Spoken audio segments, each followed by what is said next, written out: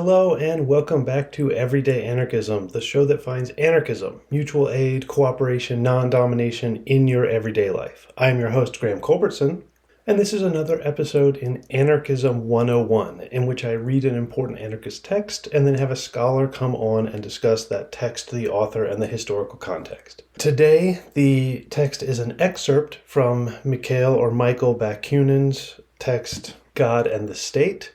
Later this month, I will be speaking with Mark Lyer about this text and Bakunin's place as one of the fathers of anarchism. After the music, God and the State.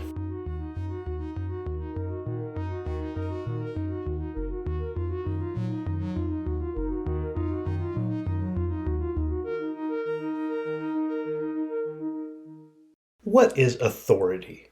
Is it the inevitable power of the natural laws which manifest themselves in the necessary concatenation and succession of phenomena in the physical and social worlds? Indeed, against these laws, revolt is not only forbidden, it is even impossible.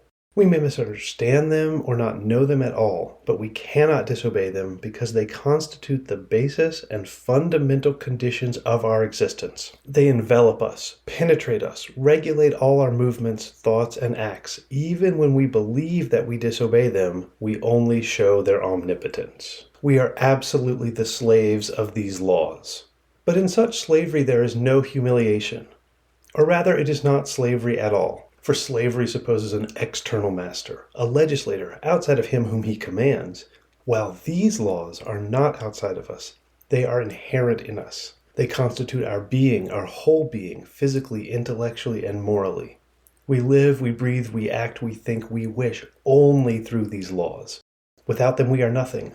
We are not. Whence then could we derive the power and the wish to rebel against them? In his relation to natural laws, but one liberty is possible to man, that of recognizing and applying them on an ever-extending scale in conformity with the object of collective and individual emancipation or humanization which he pursues. These laws, once recognized, exercise an authority which is never disputed by the mass of men. One must, for instance, be at bottom either a fool or a theologian, or at least a metaphysician, jurist, or bourgeois economist, to rebel against the law by which twice two make four. One must have faith to imagine that fire will not burn nor water drown, except, indeed, recourse be had to some subterfuge founded in its turn on some other natural law. But these revolts, or rather these attempts at or foolish fancies of an impossible revolt, are decidedly the exception.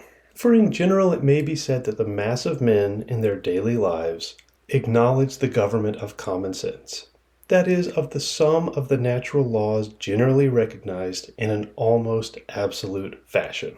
The great misfortune is that a large number of natural laws, already established as such by science, remain unknown to the masses, thanks to the watchfulness of these tutelary governments that exist, as we know, only for the good of the people. There is another difficulty, namely that the major portion of the natural laws connected with the development of human society, which are quite as necessary, invariable, fatal as the laws that govern the physical world, have not been duly established and recognized by science itself.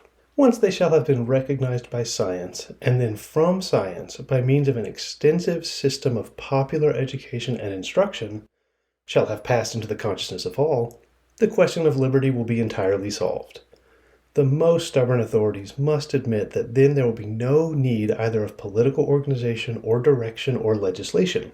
Three things which, whether they emanate from the will of the sovereign or from the vote of a parliament elected by universal suffrage, and even should they conform to the system of natural laws, which has never been the case and never will be the case, are always equally fatal and hostile to the liberty of the masses, from the very fact that they impose upon them a system of external and therefore despotic laws. The liberty of man consists solely in this, that he obeys natural laws because he has himself recognized them as such, and not because they have been externally imposed upon him by any extrinsic will whatever, divine or human, collective or individual. Suppose a learned academy composed of the most illustrious representatives of science. Suppose this academy charged with legislation for and the organization of society, and that inspired only by the purest love of truth. It frames none but laws in absolute harmony with the latest discoveries of science. Well, I maintain for my part that such legislation and such organization would be a monstrosity, and that for two reasons. First, that human science is always and necessarily imperfect, and that comparing what it has discovered with what remains to be discovered, we may say that it is still in its cradle. So that we were to try to force the practical life of men, collective as well as individual, into strict and exclusive conformity with the latest data of science, we should condemn society as well as individuals to suffer martyrdom on a bed of Procrustes, which would soon end by dislocating and stifling them, life ever remaining an infinitely greater thing than science. The second reason is this: a society which should obey legislation emanating from a scientific academy, not because it understood itself the rational character of this legislation, in which case the existence of the academy would become useless, but because this legislation emanating from the academy was imposed in the name of a science which it venerated without comprehending. Such a society would be a society not of men, but of brutes. It would be a second edition of those missions in Paraguay which submitted so long to the government of the Jesuits. It would surely and rapidly descend to the lowest stage of idiocy. But there is still a third reason which would render such a government impossible. Namely, that a scientific academy invested with a sovereignty, so to speak, absolute, even if it were composed of the most illustrious men, would infallibly and soon end in its own moral and intellectual corruption. Even today, with the few privileges allowed them, such is the history of all academies. The greatest scientific genius, from the moment that he becomes an academician, an officially licensed savant, inevitably lapses into sluggishness. He loses his spontaneity, his revolutionary hardiness, and that troublesome and savage energy characteristic of the grandest geniuses, ever called to destroy old tottering worlds and lay the foundations of new. He undoubtedly gains in politeness, in utilitarian and practical wisdom, what he loses in power of thought. In a word, he becomes corrupted. It is the characteristic of privilege, and of every privileged position, to kill the mind and heart of men. The privileged man, whether politically or economically, is a man depraved in heart and mind. That is a social law which admits of no exception, and is as applicable to entire nations as to classes, corporations, and individuals. It is the law of equality, the supreme condition of liberty and humanity. The principal object of this treatise is precisely to demonstrate this truth in all the manifestations of human life. A scientific body, to which had been confided the government of society, would soon end by devoting itself no longer to science at all, but to quite another affair. And that affair, as in the case of all established powers, would be its own eternal perpetuation by rendering the society confided to its care ever more stupid and consequently more in need of its government and direction. But that which is true of scientific academies is also true of all constituent and legislative assemblies, even those chosen by universal suffrage. In the latter case, they may renew their composition, it is true, but this does not prevent the formation in a few years' time of a body of politicians, privileged in fact, though not in law, who, devoting themselves exclusively to the direction of the public affairs of a country, finally form a sort of political aristocracy or oligarchy. Witness the United States of America and Switzerland. Consequently, no external legislation and no authority, one for that matter being inseparable from the other, and both tending to the servitude of society and the degradation of the legislators themselves. Does it follow that I reject all authority? Far from me such a thought. In the matter of boots, I refer to the authority of the bootmaker. Concerning houses, canals, or railroads, I consult that of the architect or engineer. For such or such special knowledge, I apply to such or such a savant. But I allow neither the bootmaker, nor the architect, nor the savant to impose his authority upon me. I listen to them freely and with all the respect merited by their intelligence, their character, their knowledge, reserving always my incontestable right of criticism and censure. I do not content myself with consulting a single authority in any special branch. I consult several. I compare their opinions and choose that which seems to me the soundest. But I recognize no infallible authority, even in special questions. Consequently, Whatever respect I may have for the honesty and the sincerity of such or such an individual, I have no absolute faith in any person. Such a faith would be fatal to my reason, to my liberty, and even to the success of my undertakings. It would immediately transform me into a stupid slave, an instrument of the will and interests of others. If I bow before the authority of the specialists and avow my readiness to follow, to a certain extent and as long as may seem to me necessary, their indications and even their directions, it is because their authority is imposed upon me by no one, neither by men nor by God. Otherwise I would repel them with horror, and bid the devil take their counsels, their directions, and their services, certain that they would make me pay, by the loss of my liberty and self-respect, for such scraps of truth, wrapped in a multitude of lies, as they might give me. I bow before the authority of special men because it is imposed upon me by my own reason. I am conscious of my inability to grasp, in all its detailed and positive developments, any very large portion of human knowledge. The greatest intelligence would not be equal to a comprehension of the whole. Thence results, for science as well as industry, the necessity of the division and association of labor. I receive and I give. Such is human life. Each directs and is directed in his turn. Therefore there is no fixed and constant authority, but a continual exchange of mutual, temporary, and above all voluntary authority and subordination.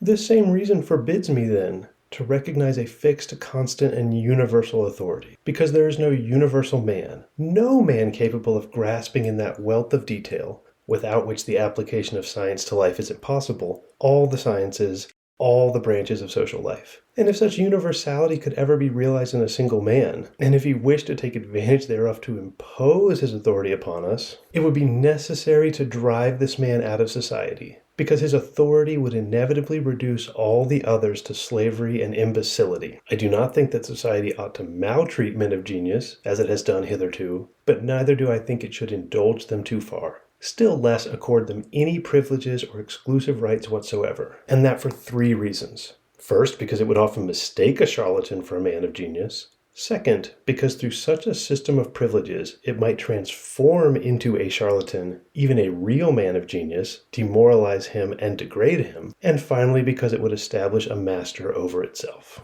To sum up, we recognize then the absolute authority of science, because the sole object of science is the mental reproduction, as well considered and systematic as possible, of the natural laws inherent in the material, intellectual, and moral life of both the physical and the social worlds. These 2 worlds constituting, in fact, but one and the same natural world. Outside of this only legitimate authority, legitimate because rational and in harmony with human liberty, we declare all other authorities false, arbitrary, and fatal. We recognize the absolute authority of science, but we reject the infallibility and universality of the savant. In our church, if I may be permitted to use for a moment an expression which I so detest, church and state are my 2 bêtes noires.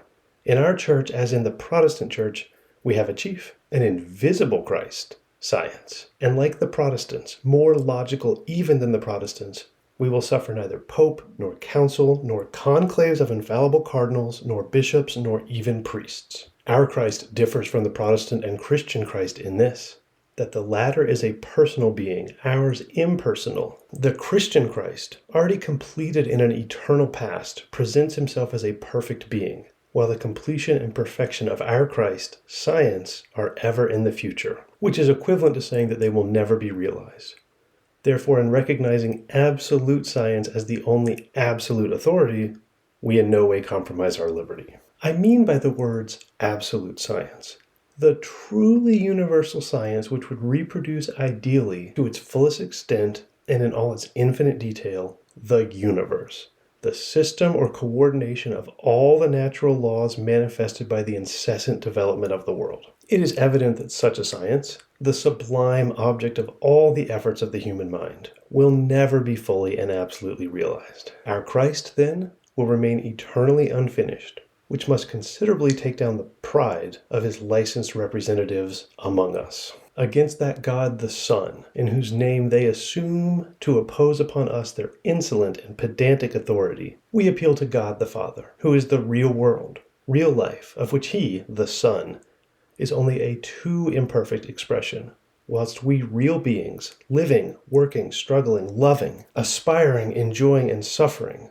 are its immediate representatives. But while rejecting the absolute, universal, and infallible authority of men of science, we willingly bow before the respectable, although relative, quite temporary, and very restricted authority of the representatives of special sciences, asking nothing better than to consult them by turns, and very grateful for such precious information as they may extend to us, on condition of their willingness to receive from us on occasions when, and concerning matters about which we are more learned than they. In general, we ask nothing better than to see men endowed with great knowledge, great experience, great minds, and above all, great hearts, exercise over us a natural and legitimate influence, freely accepted and never imposed in the name of any official authority whatsoever, celestial or terrestrial. We accept all natural authorities and all influences of fact, but none of right. For every authority or every influence of right, officially imposed as such, becoming directly an oppression and a falsehood, would inevitably impose upon us, as I believe I have sufficiently shown, slavery and absurdity. In a word, we reject all legislation, all authority, and all privileged, licensed, official, and legal influence, even though arising from universal suffrage, convinced that it can turn only to the advantage of a dominant minority of exploiters against the interests of the immense majority in subjection to them. This is the sense in which we are really anarchists. Okay, that was an excerpt from Mikhail Bakunin's God and the State, from Anarchism 101 for Everyday Anarchism. Remember, I'll be having a discussion later this month, or just further down the feed, with Mark Lyer about this text and Bakunin's life and thoughts. Remember also that I need your help financially if possible. You can go to everydayanarchism.com and make a donation. You can also sign up for my newsletter. And if you're unable to give, leaving a review on Apple Podcasts or Spotify, or just telling a friend is another way to help the show. For now, all that's left to say is that the music, which you're about to hear, is by David Hill.